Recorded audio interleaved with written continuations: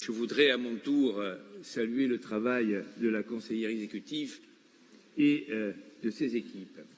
Vous avez rendu compréhensible une construction qui est particulièrement complexe et vous avez fait en cela une œuvre de pédagogie certaine. Simplement,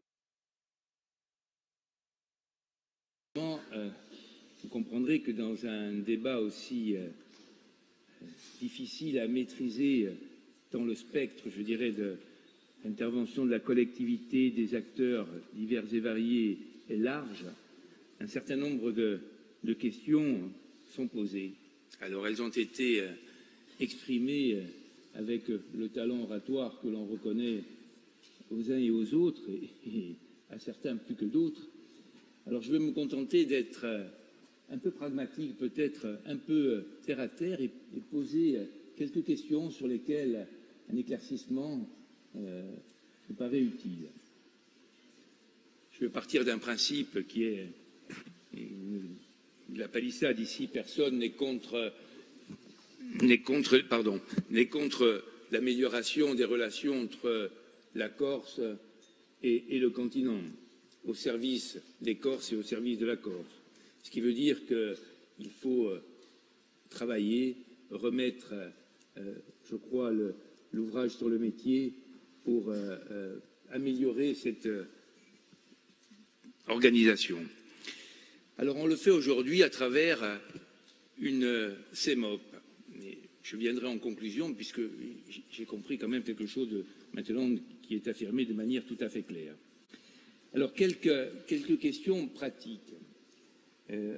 On a entendu qu'il s'agissait là d'une offre tout à fait nouvelle au niveau européen. Je peux comprendre qu'il n'y avait pas d'offre de ce type en matière de transport. Alors, la première question que je me pose, est-on aussi certain que l'Europe voit d'un œil à ce point favorable la construction que l'on propose? J'avais posé une question en commission. J'aimerais que la réponse soit donnée de manière peut-être un peu plus claire. Quel sera le statut des salariés et des marins qui seront ceux des compagnies affectataires dans le cadre de la compagnie dédiée? Relèveront-ils du droit français? Relèveront-ils du droit européen? Cela a probablement des conséquences sur la nature de l'offre et éventuellement, on l'a vu, d'éventuels contentieux qui pourraient s'en suivre.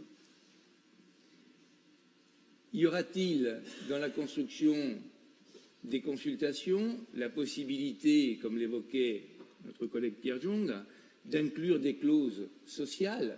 Nous sommes dans notre groupe, mais nous partageons cette sensibilité très attentif au futur statut des marins et des personnels qui seront les acteurs de cette DSP. Une question également qui mérite peut-être un éclaircissement.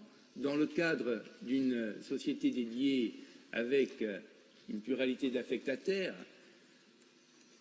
qu'arriverait-il si une des compagnies faisait défaut en matière de contrôle?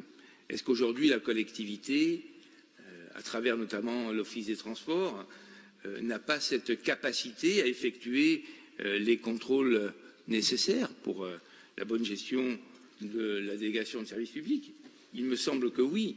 J'ai plutôt l'impression que l'on rajoute une strate supplémentaire. Alors je ne veux pas faire le procès que la strate supplémentaire serve à récompenser quelques soutiens, mais à l'heure où l'on parle de simplification, quelle est véritablement l'utilité de cette strate supplémentaire? Alors, pour conclure, je dirais que dans le cadre d'une gestion aujourd'hui qui est considérée comme satisfaisante, l'annonce de cette structuration ressemble à un bel exemple de communication. C'est-à-dire que on prend aujourd'hui un engagement qui avait été un engagement de campagne et on donne l'impression de le tenir à travers ce que certains ont qualifié d'un machin, en tout cas d'un outil qui nous laisse dans une situation équivalente à celle que nous connaissons aujourd'hui et qui a pour but de permettre une annonce différente alors que le contenu est à peu près identique. On a un peu la même chose, ce qui se pratique aujourd'hui, avec un surcoût. Mais les débats ont au moins permis d'éclairer la chose suivante, c'est que nous sommes à un point d'étape, que la compagnie régionale est programmée dans 7 ans, et je crois que, et je peux tout à fait admettre, voire même partager cette option, mais je crois qu'il est bon que les compagnies, qu'il est bon que les marins, qu'il est bon que les personnels des compagnies actuelles sachent que, à terme, il y aura une compagnie régionale, c'est-à-dire une compagnie propriétaire ou exploitant directement les bateaux, avec des personnels relevant de la collectivité, qui sera sur le marché des lignes entre la Corse et le continent.